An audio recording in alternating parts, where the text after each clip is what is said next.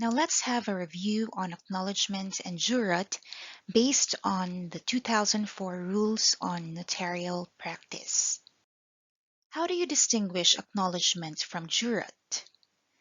An acknowledgement is an act in which an individual on a single occasion appears in person before a notary public and presents an integrally complete document, such as contracts or deeds, with all the essential requisites stated therein.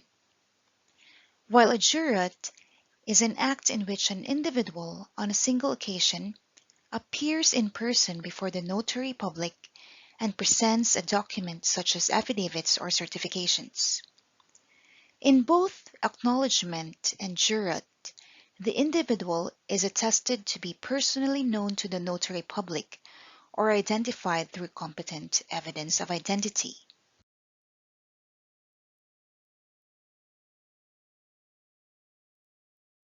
Another distinction of an acknowledgement from jurat is as to purpose. In acknowledgement, the individual represents to the notary public that the signature on the document was voluntarily affixed by him or her for the purpose stated in the document.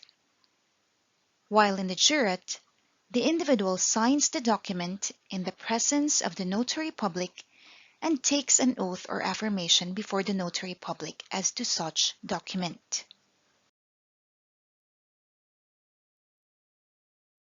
Here's a sample form of acknowledgement. You may pause this video and take some time to read the document. Notice that the letters SS are written after Cagayan de Oro City. What does this mean? SS is an abbreviation of silicit, which means to wit, namely. It is used to particularize a general statement. Thus, this document is acknowledged in the Republic of the Philippines, Cagayan de Oro City in particular. Take note that the omission of the SS in a legal document is not material as to invalidate it. Here's a sample form of jurat. You may pause this video and take some time to read the document. Notice that jurat, which is an oath or affirmation used in affidavits, has a simpler form than acknowledgement used in contracts, wherein the parties must state that the transaction was their voluntary act and deed. What are considered competent evidence of identity? First, an individual must at least present one current identification document issued by an official agency bearing the photograph and signature of the individual.